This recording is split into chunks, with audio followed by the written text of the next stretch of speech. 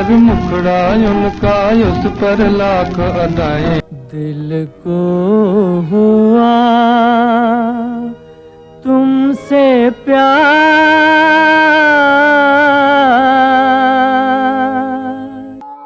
दिल को हुआ तुमसे प्यार,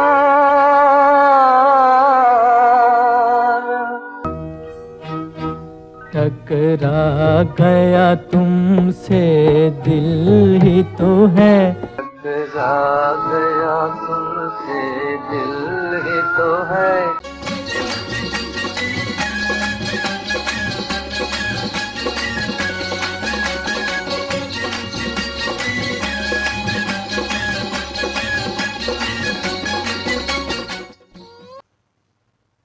ग्रेट लेजेंड्स के आज के इस एपिसोड में मैं आपका दोस्त जावेद नसीम अपने सभी देखने वालों की खिदमत में अपना आदाब, सलाम और नमस्कार पेश करता हूं।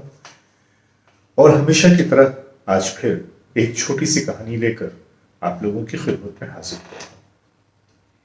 कहानी न तो अनकही है न तो अनछुई है, लेकिन इसके बावजूद मैं इस कहानी को यादों के खजाने से एक बार फिर लेकर आपकी खिदमत में हाजिर हुआ हूं।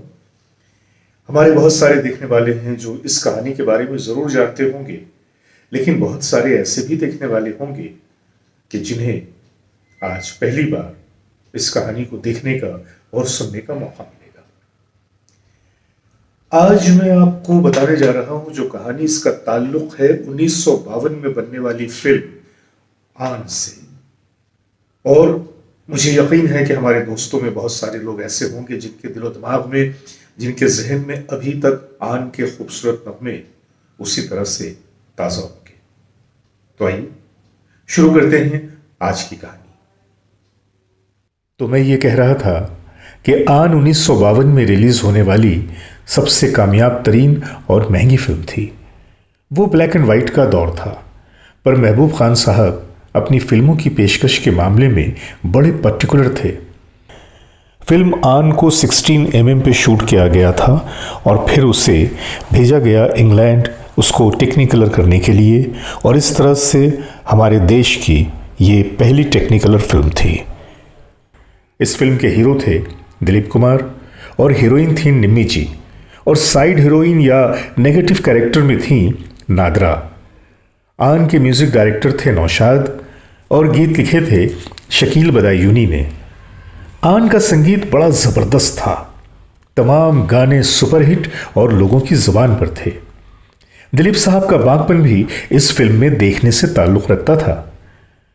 फिल्म की डायरेक्शन थी महबूब साहब की, प्रोड्यूसर भी वही थे और म्यूज़िक पे उनका ख़ास ध्यान था।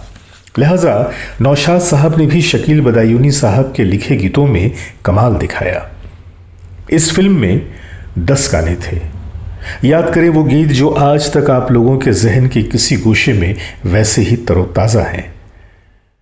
मान मेरा एहसान अरे नादान, मान मेरा एहसान अरे नादान के मैंने तुझसे किया है, तुझे खो दिया हमने पाने के बाद, तड़पने लगे तीर खाने के बाद, आज मेरे मन में, आज मेरे मन में सखी बांसुरी बजाए, दिल में छुपा के प्यार का तूफान ले चले, दिल में छुपा के प्यार का तूफान ले चल, मोहब्बत चूमे जिनके हाथ, मोहब्बत चूमे जिनके हाथ, जवानी पाँव पड़े दिन रात, गाओ तराने मन के, गाओ तराने मन के दियाशा, आई दुल्हन बन के दिना, टकरा गया तुमसे दिल ही तो है, टकरा गया तुमसे दिल ही तो है, खेलो रंग हमारे संग, आग लगी तन मन में, मैं रानी हूं राजा की,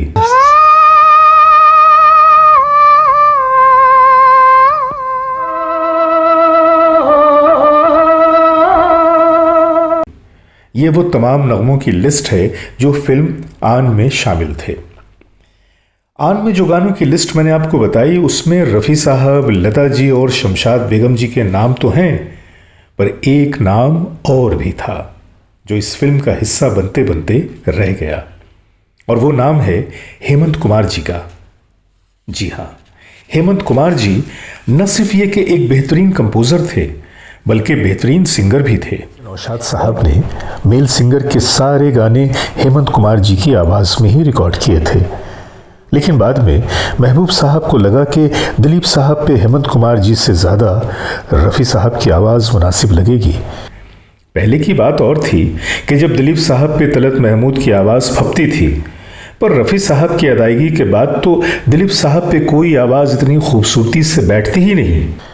लिहाजा तमाम गाने जिनमें मर्दाना आवाज़ थी रफ़ी साहब की आवाज़ में रिकॉर्ड किए गए। मेरा एहसान अरे नादान के मैंने तुझसे किया है, तुम्हें छुपा के प्यार का तूफान ले चल, मोहब्बत चूमे जिनके हाथ जवानी पाँव पड़े दिन रात, टकरा गया तुमसे दिल ही तो है। आन के दो गाने तो डेफिनेटली हेमंत कुमार जी की ही आवाज़ में रिकॉर्ड किए गए थे। मोहब्बत चूमे जिनके हाथ जवानी पाँव पड़े दिन रात, गया तुमसे दिल ही तो है। लेकिन दूसरे गानों का हमारे पास कोई रिकॉर्ड नहीं, इसलिए हम उन बकिया गानों के बारे में कुछ नहीं कह सकते कि उनके पीछे की क्या कहानी है, क्योंकि अब उस फिल्म से रिलेटेड बेशतर लोग हमारे दरमियान मौजूद नहीं। शकील बदायूनी साहब, नौशाद साहब, हेमंत कुमार जी या महबूब खान साहब, सब के सब इस दुनिया से जा चुके हैं। अब हकीकत बयान करे भी तो कौन। हेमंत कुमार साहब वाला वर्जन भी बहुत खूब है, पर जब रफ़ी साहब की आवाज़ इस गीत को मिली तो वही लिरिक्स, वही म्यूजिक होने के बावजूद गाना एक अलग रंग में ही सामने आया।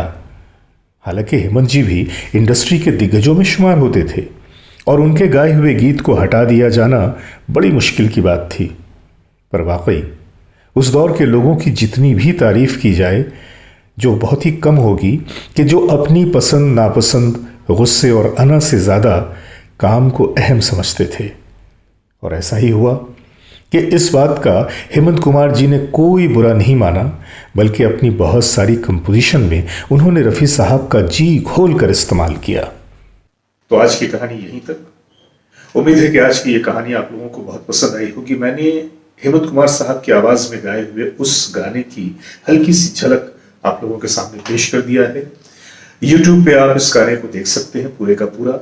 हमारे साथ कुछ बंदिशें हैं जिसकी वजह से हम अपने प्रोग्राम में गानों को पूरा नहीं दिखा सकते, लेकिन उन गानों से जुड़ी हुई बातें, वो कहानियां हम आपके सामने जरूर पेश करते हैं, क्योंकि वो गाने तो आप देख सकते हैं, सुन सकते हैं, लेकिन उनसे जुड़ी हुई जो कहानियां हैं वो आपको कहीं कहीं पे ही मिलेंगी और नजर आएंगी। तो आज के लिए इतना ही।